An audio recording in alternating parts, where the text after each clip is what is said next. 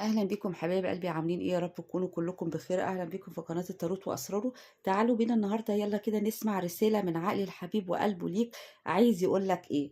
والفيديو ده مش صدفه خالص، مش صدفه خالص. لما تسمعه كده وتسمع هو عايز يقول لك ايه هتتاكد ان هو مش صدفه خالص. يلا بينا كده نسمع الفيديو. بسم الله الرحمن الرحيم. حبيبك عايز يقول لك ايه؟ ايه الرساله اللي عايز يقولها لك؟ تعالوا كده نختار كارت. تعالوا من هنا، مدام اخدنا من هنا.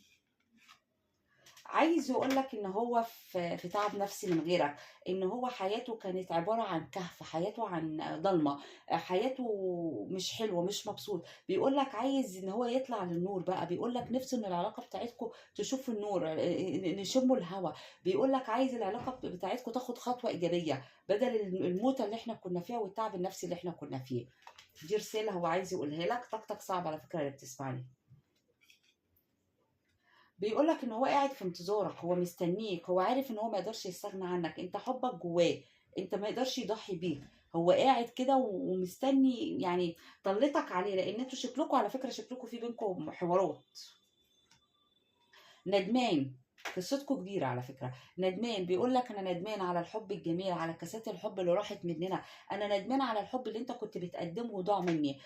على فكرة الشخص ده ظلمك، الشخص ده ظلمك، الشخص ده وجع عليك وافترى عليك. علشان كده بيبعد، بيقول لك إن هو هنا. أنا كده استوعبت. هنا بيقول لك إن نفسه الحياة ترجع تاني، أو تشم الهوا، ترجع للنور. ندمان، الشخص ده ندمان في بعده عنك، عمل حاجه خلاك تعبان نفسيا. اهو بيوضح لنا، بيقول لك ان هو كان شخص متعب جدا.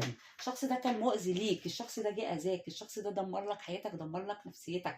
الشخص دوت ما كانش احسن حاجه حد بالنسبه لك. عشان كده بيقول لك ان هو ندمان في الرساله اللي هو بعتها لك. عشان انا سبحانك يا رب قلت لك الفيديو دوت رساله ليك، ده في حاجه ليك.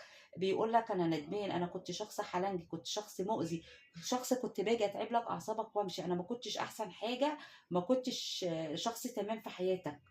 فعمل ايه معاك؟ دمر لك عسلك. بيقول لك نفسه ان العلاقه دي تتصلح، بيقول لك نفسه ان هو يصلح العلاقه. يا ريت هو نفسه، وهو نفسه فعلا شغال ان العلاقه دي تتصلح. بس تتصلح بايه؟ ما هو مش كل حاجه بتنفع تتصلح. على العموم لما نشوف. بيقول لك ان هو بيشتغل على العلاقه ونفسه ان هي تتصلح معاك، لان هو مش عايز يخسرك. هو مش عايز يخسرك. عايز يجي يقدم لك حاجة، عايز يفرح قلبك، عايز يطيب خاطرك تاني، وعايز يرجع تاني ليك، وعايز يفرح قلبك بهدية، شبكة، مناسبة، حاجة تجمعكم تاني. الشخص ده ندمان على فكرة، ندمان في بعده عنك فعلا. بص بيكمل لك الكارت هنا. بيقول لك نفسه في معاك في ارتباط، نفسه ان انتوا ترجعوا تاني لبعض، حتى لو ما كانش ارتباط رسمي، بس اقل ما فيها ان احنا نرجع نتكلم تاني مع بعض، ان احنا نشوف بعض. بس الكارت ده بيدل ان نفسه يبقى في ارتباط رسمي بينكم. يعني دي برضو رسالة من الرسائل اللي هو بيقولها لك. تعالوا هنا كده برضو. بيقول لك انت حب بعد ما تاه وبعد عنك وندم واخد الحبة الشوط الحلو اللي هو لف كده مع نفسه. بيقول لك انا اتاكدت ان انت الحب الاساسي اللي عندي، اللي ما ينفعش اضحي بيه وما ينفعش ابعد عنه. انت حب ابدي، انت حب ما ينفعش يبعد عنه ولا يسيبه. تعالوا طب نشوف الكارت ده من هنا كده عشان نختم. بيقول لك انا كنت اهوج في حبك، انا كنت شخص ما بحسمش اموري، كنت شخص متسرع. عشان كده كان ندمان. بيقول لك انا كنت شخص متسرع، انا كنت شخص اهوج، ما باخدش الحاجه كده بالعقل ويتكلم بالعقل. كنت شخص متسرع، كل حاجه كنت باخد في وشي واسيبك وامشي. كنت اي كلمه تقولها لي باخد بعضي وامشي واسيبك تضرب دماغك في الحيط. انا غلطان. هو كارت ندم كمان هنا. كارت بيقول لك انا ما كنتش بحسب كل الامور بالعقل. برضو لو هنطلع جمله مفيده هنا كده من الكروت دي كلها وهنجمعه في جمله، كروت جنب بعض.